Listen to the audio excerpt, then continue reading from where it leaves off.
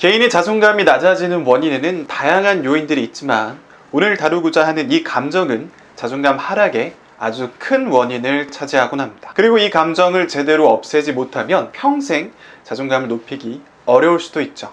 안녕하세요. 맨디쌤의 심리학 이야기의 맨디쌤입니다. 앞서 말씀드린 그 감정은 바로 수치심입니다. 수치심이란 스스로를 부끄러워 느끼는 마음을 뜻합니다. 이 수치심은 자신이 어떤 행동을 저지른 것 때문에 스스로를 부족한 존재로 보고 그것이 드러나는 것이 상당히 부끄럽다고 판단할 때 생깁니다. 여러분들의 이해를 위해서 꽤 흔하게 발생하는 예를 한번 들어보겠습니다. A씨의 부모님은 매우 엄격한 교육관을 갖고 있었습니다. A씨의 두 형은 그런 부모님의 관심과 압박 때문인지 몰라도 좋은 대학교를 나와서 좋은 곳에 취직까지 했죠. 그러나 A씨는 줄곧 그 형들만큼의 성과를 내지는 못했습니다. 두 형에 비해 A씨는 마음이 여렸고 학원을 여러 군데 다녀도 교과과정을 따라가기가 버거웠습니다.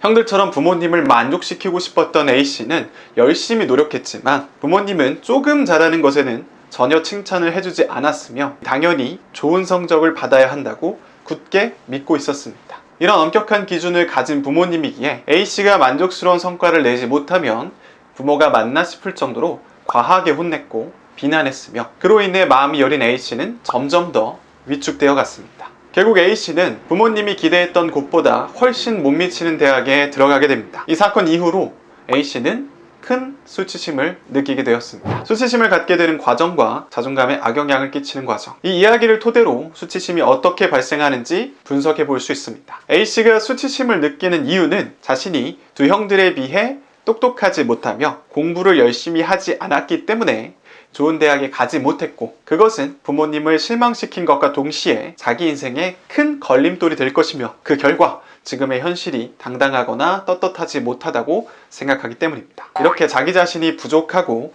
그렇기에 떳떳하지 못하다고 느끼게 되면 자연스레 말과 행동이 위축되고 이 위축된 모습 때문에 주위 사람들에게 부정적인 반응을 얻을 수 있습니다. 그렇기에 점점 더 자신에 대한 부정적인 평가를 하는 것이 반복됩니다. 머릿속에서는 계속 그때 열심히 공부했어야 했는데 내가 더 좋은 대학에 갔더라면 부모님도 인정해주고 이런 대우를 받지 않았을 텐데 라는 생각만이 가득 차며 자기 자신을 계속 공격합니다. 자기 자신을 부정적으로 보니까 당연하게도 자신을 챙기거나 보듬어주지 않게 되고 자존감이 낮아지는 악순환에 빠집니다. 수치심이 생긴 진짜 이유. 그러나 이 수치심을 느끼게 된 것은 A씨 때문이 아닙니다. 철저하게 부모님으로부터 주입된 잘못된 가치관 때문이죠. 부모님이 A씨에게 강요한 가치관은 다음과 같을 거라고 추측할 수 있습니다. 1. 공부는 당연히 잘해야 하는 것. 2. 조금 잘하는 것은 의미가 없다. 무조건 최고의 성과를 내야 한다. 3. 성과를 내지 못하면 자식이더라도 비난받아 마땅하다. 4.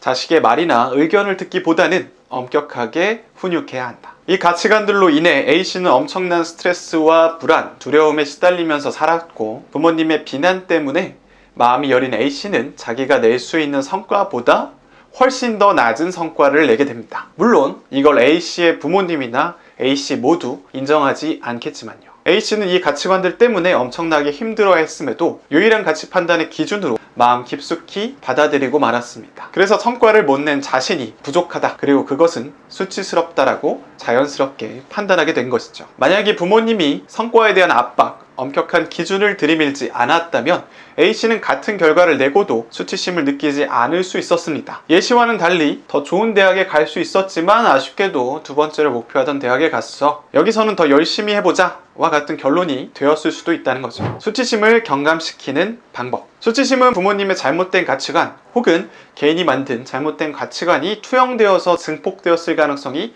높습니다. 그래서 우리는 이 수치심의 근원이 무엇이고 왜 느끼는지를 분명히 인식해야 합니다. A씨의 경우는 부모님의 가치관이 아주 가혹했음을 분명히 인식하는 것이 그 시작이 될 수 있습니다. 이와 더불어 과거 나의 선택과 결과에 대해 객관적으로 이해하는 것이 필요합니다. A씨의 경우 부모님의 지나친 압박과 비난이 해가 되었고 그래서 성과가 낮게 나왔다는 사실을 알아야 하고 좋은 대학만이 인생의 전부라는 가치관이 자신의 고유한 가치관이 아님을 인식해야 합니다. 그렇게 할 때 자기 비난의 목소리가 줄어들 수 있을 겁니다. 이 잘못된 일을 한 것에 부끄러움을 전혀 느끼지 못하는 것도 좋다 할 수는 없지만 너무 지나친 기준 때문에 자신이 잘못한 일이 아님에도 과도한 수치심을 느끼는 것은 자아에 큰 해가 됩니다.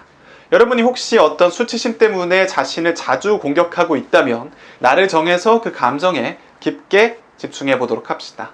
내가 수치심을 느끼는 이유를 쭉 한번 써보세요. 그리고 그 이유들을 지금의 나를 따뜻한 시선으로 보면서 반박해 봅시다. 언제나 제가 반복해서 말씀드리지만 어려우면 가장 소중한 친구에게 그 이유들로 비난을 해봅시다. 분명히 지나치게 엄격하거나 가혹하다는 것을 알 수 있을 거예요. 네, 오늘의 영상은 여기까지입니다. 오늘의 영상이 마음에 드셨다면 좋아요와 구독 그리고 알람 설정까지 해주세요. 오늘 다룬 주제인 수치심과 관련돼서 여러분들이 겪은 경험이나 궁금증이 있다면 댓글로 많이 달아주세요. 제가 꼭 답글 달아드리도록 하겠습니다. 그럼 안녕!